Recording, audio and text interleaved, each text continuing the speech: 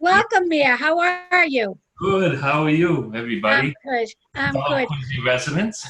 Right. We want to welcome. We also have some of our members from our Braintree committee with us, which Oh, great. Excellent. I'm Excellent. thrilled to see they're on with us tonight. So I want everybody to welcome William Phelan. Bill Phelan was the mayor of the city of Quincy. He was town administrator for the town of Holbrook, and he is running for Norfolk County Sheriff. Welcome. Please let us know about yourself, why you run, and why you want to run, and there will be questions asked of you, and then you'll have a moment for closing on how to get involved in your campaign. So the floor is yours, Bill. Thank you, Alicia. Nice to see you and nice to see everybody. I appreciate the opportunity. It's somewhat difficult to campaign in the midst of this virus that we have, but it's difficult for everybody, and I appreciate the opportunity to be able to talk to so many people here.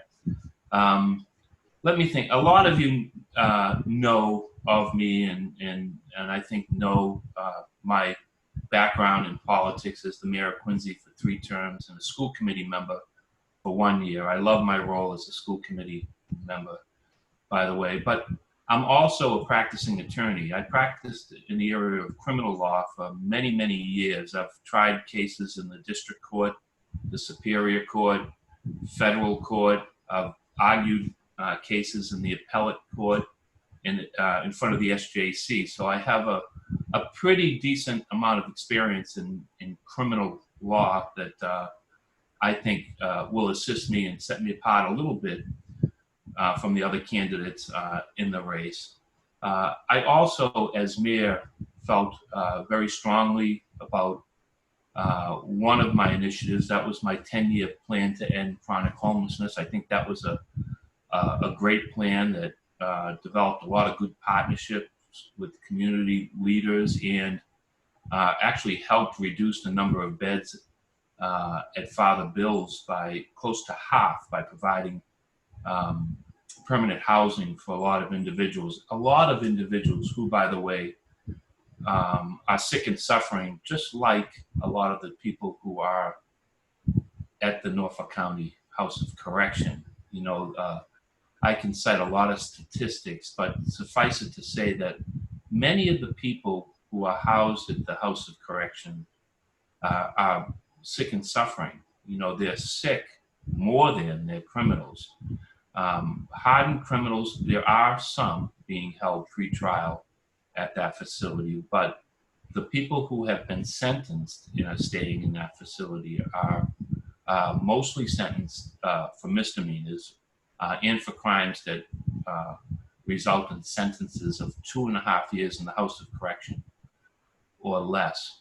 So most of the people are suffering from substance use disorders or serious mental health issues, or both, quite frankly, and need treatment. So in preparation for this campaign and for the job of sheriff, I, with some help from a lot of good people in my campaign, developed a real extensive platform. I hope you all take the time to read it. It's full of, I think, good ideas, first of all, and it's also full of good statistics that give you a sense of what a sheriff does and how much of an impact a sheriff's office can have on a community, but also on individuals' lives. One of my, I loved being on the school committee. I loved thinking, at least, that I might have an impact or a role in making a child's life a little bit better.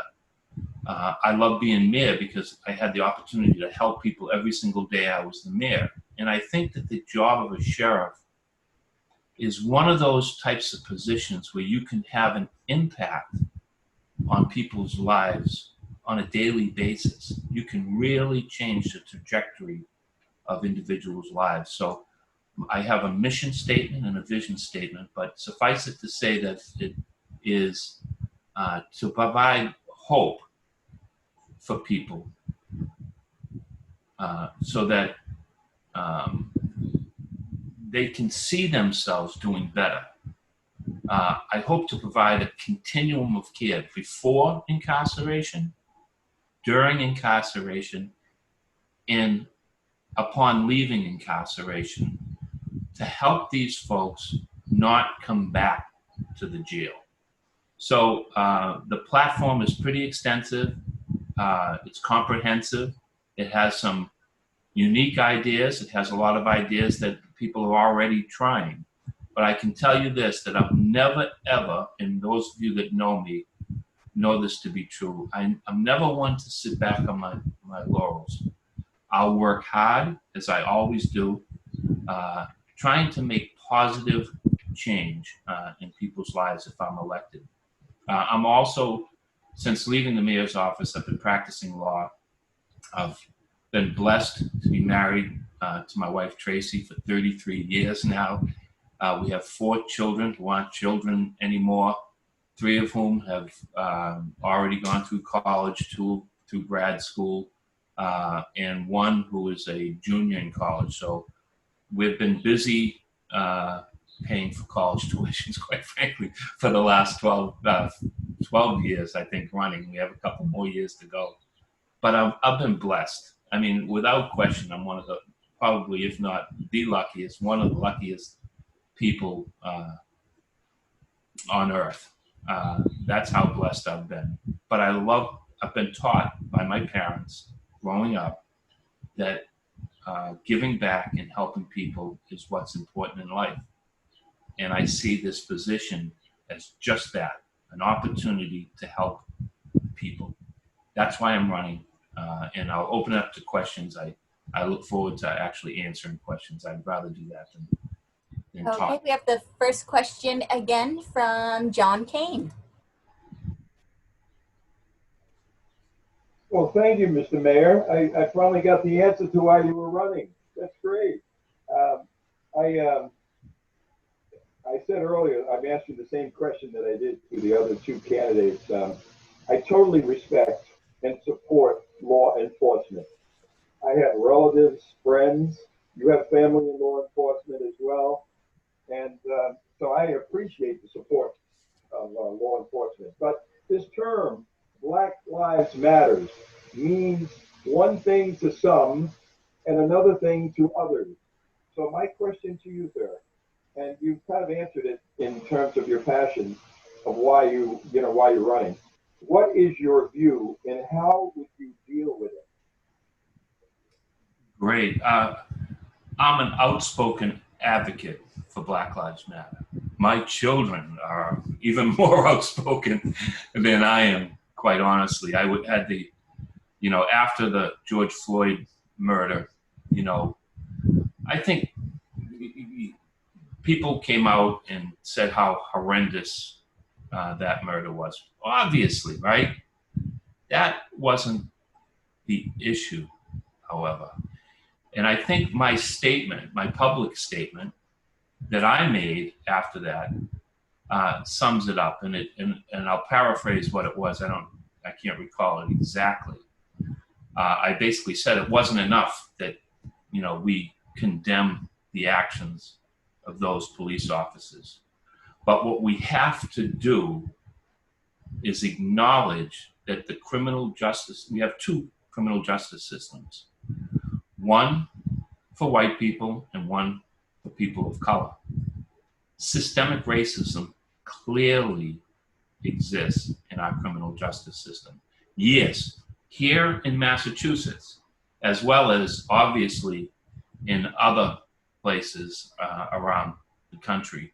And I made that statement very publicly. I don't recall seeing statements similar to that being made by very many public officials at the time. I had an opportunity to speak at a peace vigil in Randolph as the guest of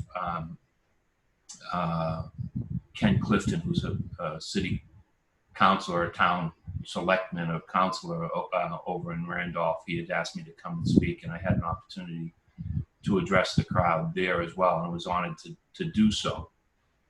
So, what to do about it? I can tell you this, I'm a firm advocate of bail reform. 2018 Criminal Justice Reform Act of Massachusetts did all kinds of studies on the impact of bail on people of color. And they found specifically that people of color were held on higher bail amounts than their white counterparts in similar situations. Now, does that mean that the people who held these individuals on higher bail are racist? No, not necessarily, but the system is certainly racist. Yet the legislature failed to enact bail reform as part of that 2018 crime bill, and I think it should, quite frankly. Cash bail is inequitable. It has inequitable results for people of color and for people of low socioeconomic impact, income. So that's one idea. As it pertains to the sheriff's office, training, hiring, top down, a diverse workforce for the higher than should be population of inmates that are of color, by the way. A higher percentage of people who are of color than there are in the general community in the Norfolk County Jail and in jails around Massachusetts. But we have to recruit and look for creative ways to recruit a diverse workforce. We also have to have implicit bias training and training all the time. I just got off a Zoom call with an individual from Sharon who is a person of color, and she works at Bentley College as a professor in that area. And she made a suggestion to have somebody on staff to make sure that people are aware of the impacts of the workplace and making sure that we have a diverse workforce. I did it in Quincy. I mean, I called for land. We were handcuffed a little bit with the civil service process as it pertains to the police department, but I was able to call for gender-specific lists and hire women police officers and language-specific lists so that we could hire Cantonese and Mandarin-speaking police officers as well. And I had people in the clerk's office, in the assessor's office, in the treasurer's office, all minority individuals. So it's something that's real. Racism, systemic racism is a real thing. These protests, people have a right to protest. They're by far peaceful protesters. The ones that I've gone to have been quite peaceful. I don't, obviously subscribe to any type of violence at all in protesting, but I will tell you that, the sheer magnitude of the protests clearly show that there is an issue in our country that has not been fully dealt with. No, who knows, maybe it never will, but we always have to continue to be cognizant of it.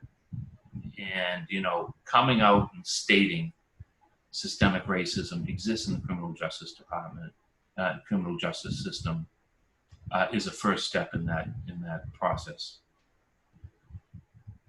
Okay, great. We next have Emily Hajar. I think I know Emily. Yes. Hi, Bill. Thank you so much for being here. So I think I'm going to ask a two-part question. First candidate that came was able to speak to both topics, and the last candidate was only able to speak to one. So I want to make sure both topics get brought up. One is they're both special populations that you might be able to serve if you're elected as sheriff. One is the emerging adult population of 18 to 25-year-olds. What could you do for that population?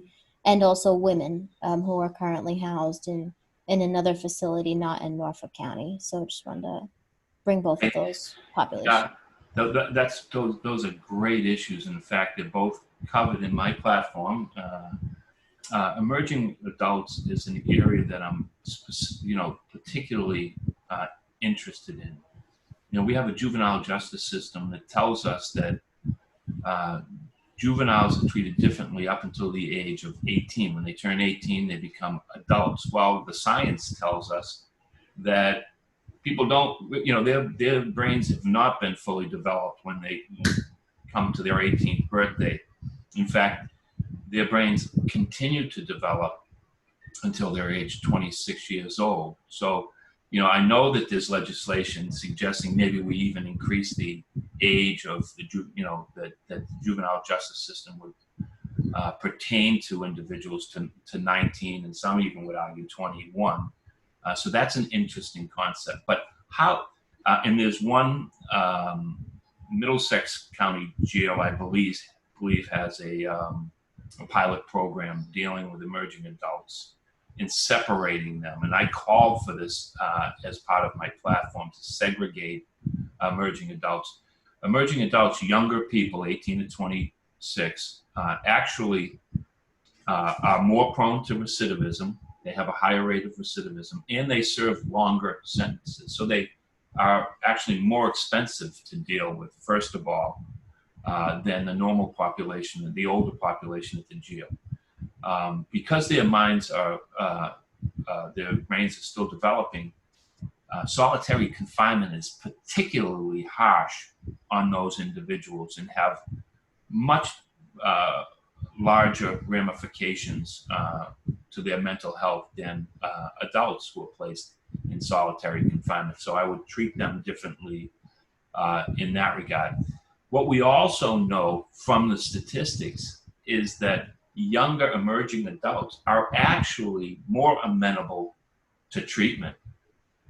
So a little bit of investment in those folks, because their brains are still developing, because they are more impressionable, mentoring is is an area where I think should be explored much more deeply in the county jails. I do mentoring down in Germantown. Currently, we were on hold because of the virus, but I think it can have such an impact on individuals. And carrying that mentorship as a program for re-entry as well, I think is very, very helpful and reduces recidivism. We have a recidivism rate that's over 50% in Massachusetts, and that's unacceptable, quite frankly. We have programs and re-entry programs of a $600 million Department of Corrections budget. $250,000 is spent on re-entry programs. These folks are going back out into the community, whether we like it or not, right? We have to help them succeed. Housing, counseling, making sure there's a continuum of services so that when they get out, they can succeed. A lot of these young kids, they don't know how to live. They lack basic living skills that can be taught. They can be shown that they can be successful. So women, I almost forgot. Norfolk County doesn't house women. And, I looked into and I asked a lot of questions, and I spoke with, deputy sheriffs in different counties and, talked to them about possibly housing women in the Norfolk County House of Correction. There's currently about 300 inmates there after the COVID. Before it was about 450. And there's particular problems are created when you have women and men in the same facility. But it's fundamentally unfair, I keep pushing back, to treat women differently than men. And women have families, and they have particular needs too that men don't. Again, like emerging adult males, emerging adult women have particular issues relating to trauma and mental health issues that the male populations don't. And they also want to be housed near their families, near where they live, and to be uprooted and sent to, a larger facility and not have that opportunity to have a facility near where they live is unfortunate and kind of inequitable. So I'd explore the opportunity to try to find a facility for women, particularly emerging adults who are women, to see if we could get a pilot program in that regard. If not, if the obstacles are too much, the other thought is to run programs at the Norfolk County House of Correction and to transport women there so that possibly they can be seen by their families closer to home. Because the stresses on the whole family unit when somebody is incarcerated, many of the women have children and immediate family members that are not economically capable of driving to facilities far away. So, trying to expand that opportunities for women is also part of my platform. All right. I don't mean to interrupt you, but I don't know if you could hear that little ring, but that means the 20 minutes is up. But I would like God. to give, you believe it? Talk too much, yeah.